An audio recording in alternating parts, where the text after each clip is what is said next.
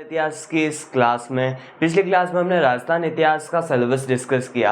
आज हम देखने वाले हैं राजस्थान का प्राचीन इतिहास। उससे पहले हम देखेंगे कि इतिहास के कालों को कितने भागों में बांटा जाता है। ये इतिहास के काल भारतीय इतिहास के हिसाब से होने वाले हैं। तो इतिहास के काल को हम 3 भागों में बांटते हैं: प्रागैतिहासिक काल, आद्य ऐतिहासिक काल और ऐतिहासिक काल। प्रागैतिहासिक काल शुरू होता है 20 लाख ईसा पूर्व से 3000 ईसा पूर्व तक, और आद्य ऐतिहासिक काल स्टार्ट होता है 3000 ईसा पूर्व से 600 ईसा पूर्व, और ऐतिहासिक काल स्टार्ट होता है 600 ईसा पूर्व से 1964 ईस्वी या फिर वर्तमान काल तक। तो प्रागैतिहासिक काल लिपि के आधार इन इतिहास के कालों को लिपि के आधार पर बांटा गया है। इसलिए प्रागैतिहासिक काल में जो हमें कोई लिखित साक्ष्य नहीं मिलते, और आद्य ऐतिहासिक काल में हमें जो लिखित साक्ष्य मिलते हैं उनको पढ़ना हमारे लिए लगभग नामुमकिन है, या फिर जो लिखित साक्ष्य हमें मिले हैं उनकी लिपि हमें पता नहीं है, जिस कारण उसका क्या अर्थ निकलता है वो अभी तक क्लियर नहीं है। और ऐतिहासिक काल के जो साक्ष्य हमें मिले हैं वो पूर्णतः हमारे समझ में आ गए हैं, और ऐतिहासिक काल में जो साक्ष्य मिले हैं वो पठनीय हैं। तो इतिहास के काल को लिपि के आधार पर 3 भागों में बांटा जाता है: प्रागैतिहासिक काल, आद्य ऐतिहासिक काल और ऐतिहासिक काल। प्रागैतिहासिक काल में कोई लिखित साक्ष्य नहीं है।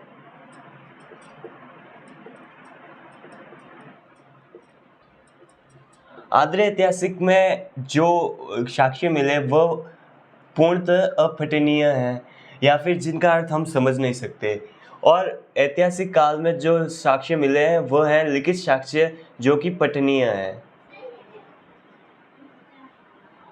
प्रागैतिहासिक काल को 3 भागों में बांटते हैं: पूरा पाषाण काल, मध्य पाषाण काल और नवपाषाण काल।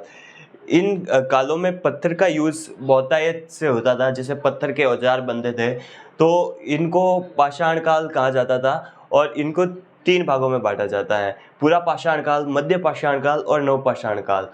फिर बाद में पूरा पाषाण काल को भी 3 भागों में बांटा जाता है: निम्न पूरा पाषाण, जिसमें मनुष्य ने आग की खोज की; मध्य पूरा पाषाण, जिसमें है मनुष्य ने पशुपालन व शवदान की परंपरा अपनाई; और उत्तर पूरा पाषाण, जिसमें कृषि व पहिए का आविष्कार हुआ।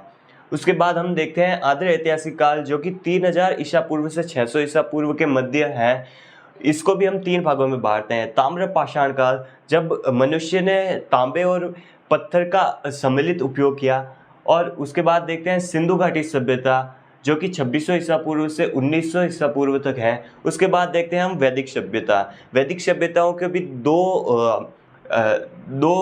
भागों में बांटते हैं: ऋग्वैदिक काल और उत्तर वैदिक काल। ऋग्वैदिक काल है 1500 ईसा पूर्व से 1000 ईसा पूर्व तक, और उत्तर वैदिक है 1000 ईसा पूर्व से 600 ईसा पूर्व तक। और इसके बाद हम देखते हैं ऐतिहासिक काल। ऐतिहासिक काल को 3 भागों में बांटते हैं: 600 ईसा पूर्व से वर्तमान तक 3 भागों में बांटते हैं: प्राचीन काल, मध्यकाल और आधुनिक काल। प्राचीन काल में हम इसमें पढ़ते हैं जनपद काल, मौर्य काल और हर्षवर्धन काल और गुप्त काल और हर्षवर्धन काल। और उसके बाद हम हर्षवर्धन की मृत्यु के बाद मध्यकालीन इतिहास पढ़ते हैं। उसके बाद औरंगजेब की मृत्यु के बाद 1707 ईस्वी के बाद से हम पढ़ते हैं आधुनिक काल का इतिहास। और तो ये इतिहास का काल कंप्लीट हो गए। और अब हम देखेंगे कि राजस्थान में प्राचीन काल के इतिहास में हमें जो सभ्यताएं पढ़नी है, ये सभ्यताएं 2 भागों में बांटी जाती हैं। एक है ताम्रयुगीन सभ्यताएं, जिन सभ्यताओं में तांबे का उपयोग होता था, और एक है लोह युगीन सभ्यताएं, जिन सभ्यताओं में लोहे का उपयोग होता था। तो ताम्रयुगीन सभ्यता में सबसे मोस्ट है कालीबंगा सभ्यता, जो कि हनुमानगढ़ जिले में स्थित है। हनुमानगढ़ जिले में एक और सभ्यता स्थित है, रंगमहल। उसके बाद सभ्यताएं हैं आहर सभ्यता, जो कि उदयपुर में स्थित है। उसके बाद गणेश्वर, जो कि सीकर में स्थित है। बागोर सभ्यता भीलवाड़ा में स्थित है, और बालाथल उदयपुर, और तिलवाड़ा, जो कि बाड़मेर में स्थित है। लोहयुगीन सभ्यताओं में हम देखते हैं सबसे पहले बैराट सभ्यता, जो कि जयपुर में स्थित है। सुनारी सभ्यता, जो कि लाडनू, जो कि नागौर की एक तहसील है, वहाँ पे स्थित है। रेड, जिसे प्राचीन काल का टाटा नगर भी कहा जाता है, यहाँ से 99% शुद्ध लोहा प्राप्त होता था। इसलिए और बहुतायत मात्रा में ये लोहा उपयोग किया जाता था और बहुत मात्रा में यहाँ से लोहा निकलता था। तो रेड सभ्यता जो कि टोंक में स्थित है, इसे प्राचीन काल का टाटा नगर भी कहा जाता है। उसके बाद नौ सभ्यता जो कि भरतपुर में स्थित है, जोधपुरा सभ्यता जो कि जयपुर में स्थित है, नगरी चित्तौड़ में और नगर टोंक में स्थित है, और भीनमाल जो कि जालोर में स्थित है।